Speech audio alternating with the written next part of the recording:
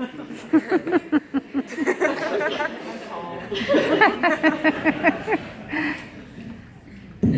was cheated. I was willing to play rock, paper, scissors, but Hadley denied me. I have been a Good Shepherd for a total of 10 years educationally, but it is safe to say that my first visit at this school was in utero. It was my destiny to serve the full sentence at Good Shepherd.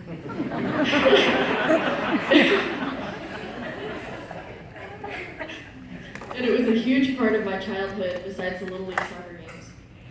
Lower school was honestly awesome, and the teachers were some of the nicest people I'd ever met, who only wanted the best for me and my classmates.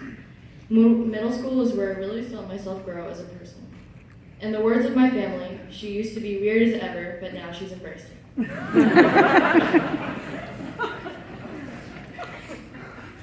And I just hope that Miss Skovic's 7th grade one-trimester speech class has prepared me for this day. In going to high school, I've had a lot of time to try to reflect on some of the best memories from lower school. Over my youthful years, I started to get a taste of reality, and I realized that my accomplishments and my contributions to the classroom weren't the only thing that made the world turn. My best memories of youth were probably in kindergarten or the 4th grade, because those were the grades where I learned the most. Miss Cummings was my teacher, and she was tougher on kindergartners than I expected.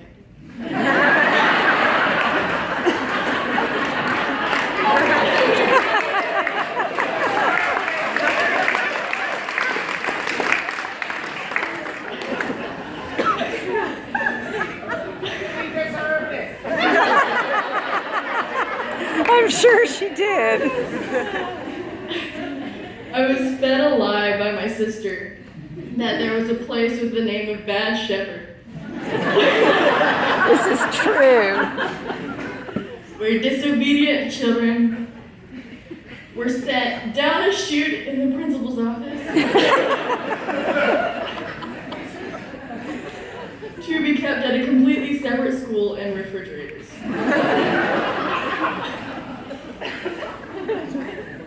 Because of my gullibility and fear of being kept fresh for multiple hours a day, I started to keep away from the path of disobedience, or at least kept it on a low profile for a very long time.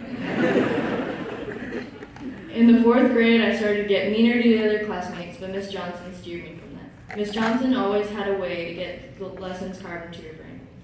Her goal was as simple as Miss Cummings' goal, or any other teacher's goal. She wanted her to teach her students to become better children, and she wanted them to grow into better people.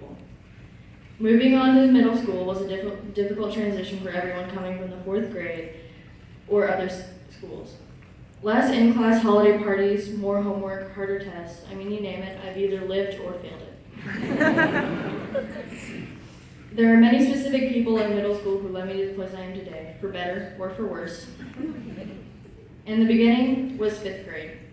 My advisor was Miss Scott, and she taught me and all of my classmates 2 rules. Turn in your homework, and under no circumstances may any child sass her.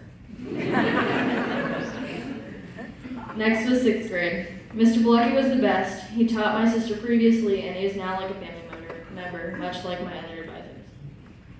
7th grade was an adventure if I ever was a part of one. Miss Skovic was an advisor of mine who spent her time talking to me about various Jim Carrey films and telling me to either pull my skirt down or release the hat. And finally, 8th grade. My parents were so glad I made it this far. Miss Lerner was my advisor, and she and I, as well as any other student, were very close friends. Many teachers other than my advisors were huge contributors to me and my new students to come. Miss Peru was more than a teacher to me. She was like a sister. I could just hang out with her in times of need or hunger. Mr. Jackson was an interesting teacher. Usually teachers want students to be less sassy, but Mr. Jackson strongly encourages his students to voice their ideas and opinions. Nobody knows why, and the mystery is yet to be investigated. Both Mr. Peters and Mr. Burgess held 2 of my favorite classes of all time. They both taught me and my classmates to dig deeper and try to reveal the real message.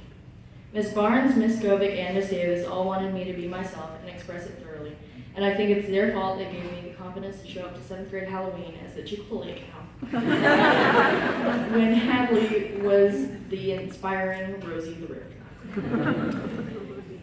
Miss Foster always wanted us to ignore the stereotypes between people's races, religions, or actions, and she just wanted us to be open to all the different types of people or personalities.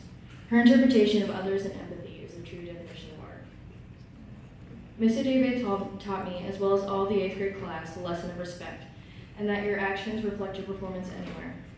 The final specific people I want to thank are both Coach Phillips and Coach Dunn. They taught me to play whatever sport I was playing with confidence. Every teacher in middle school has a goal to teach, not just curriculum, but a lesson, a point. I think today, for the graduating class of 2017, your goals were achieved. Every teacher that I've encountered has taught me something new, whether it be a subject or a moral. All the teachers at Good Shepherd know that each and every student here has the potential to change the world, the tri-state area, or other people. And I can only dream of lightheartedly sending the message to other people without losing sight of who I am.